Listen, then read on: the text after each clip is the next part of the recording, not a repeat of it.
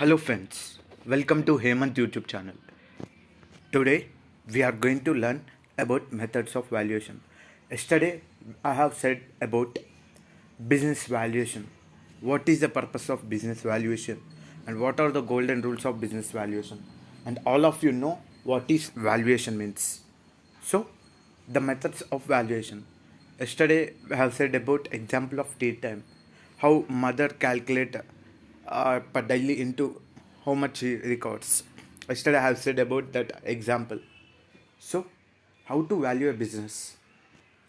As per ICA, there are three methods for valuing any business.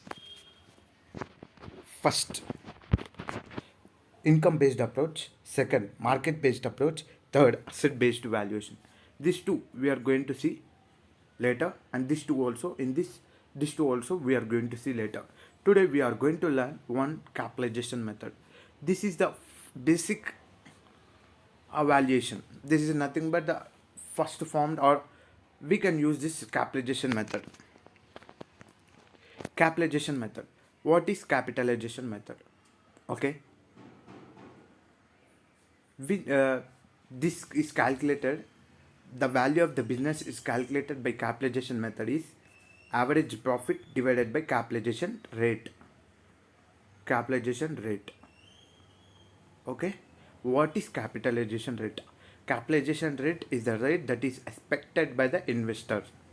Okay, that is expected by the investor is known nothing but capitalization rate, or it is known as required rate of return. So by calculating this we can have value of the business. Okay, why we have to use this capitalization method? According to the investor, if we invest 10,000, he is going to get 1,000 return. Okay, he is going to get 1,000 return. And his expectation from that business is 12%. You think he is getting 1,000 divided by 12%. 1,000 divided by 12%. We get 8,333. See, actually, he's expecting 12% return, but he's getting only 10% return.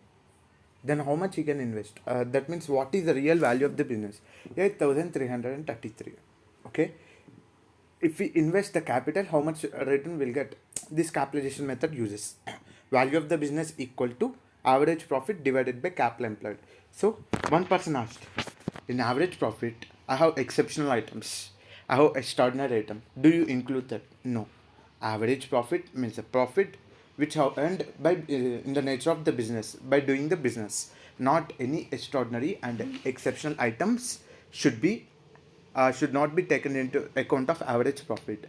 Third, see here we calculate past profitability. That means profitability of recently 3 to 4 years we calculate. Next, if profit is going like anything, suppose growing 10,000 for first month, 20,000 for second month, 30,000 for third 3 years. You think you assign 1, 2, 3.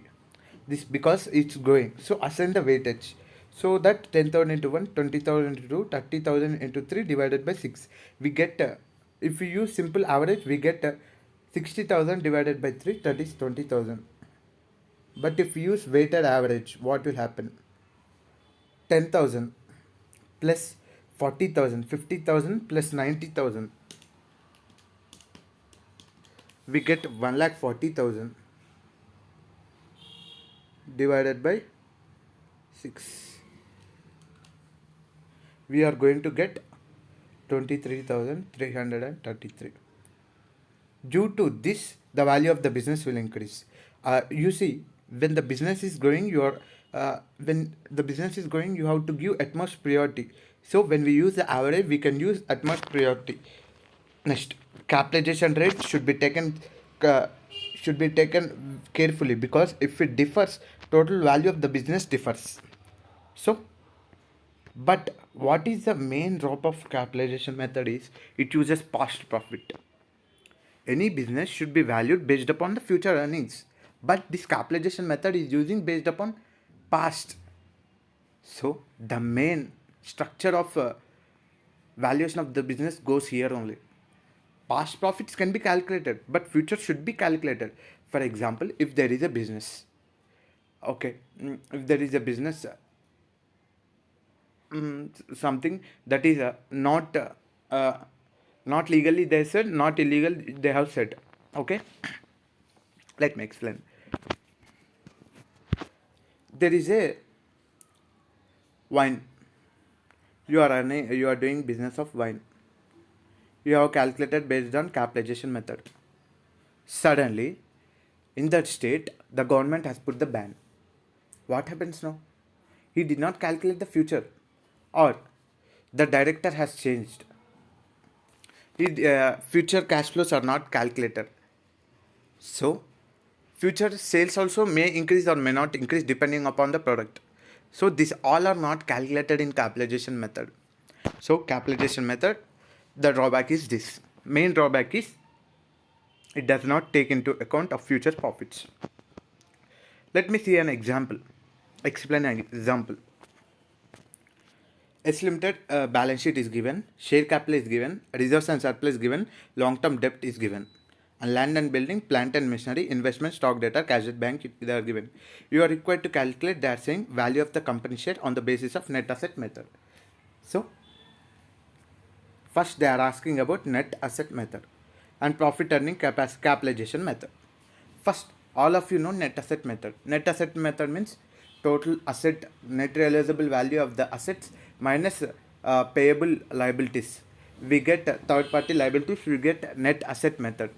And the second, they are asking about capitalization method. How we get capitalization method? Just now we have learnt average profit divided by capitalization rate.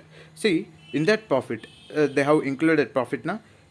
Profit for the current year 64 lakh include 4 lakh extraordinary income and 1 lakh income from investment. See, extraordinary income, this all 4 plus 1 5. So that profit, total profit is 64. In that 4 is extraordinary income and 1 is investment income. These two are extraordinary incomes. So 64 minus 5, we get 59. In subsequent years, advertisement expense 5 lakhs are expected to be incurred. See, advertisement expense should be incurred. So future expenses also should be taken into account. So 59 minus 5, 54. Market value of the land and building. So we get profit as 54 and the capitalization method, capitalization is 15%. We get total value of the business.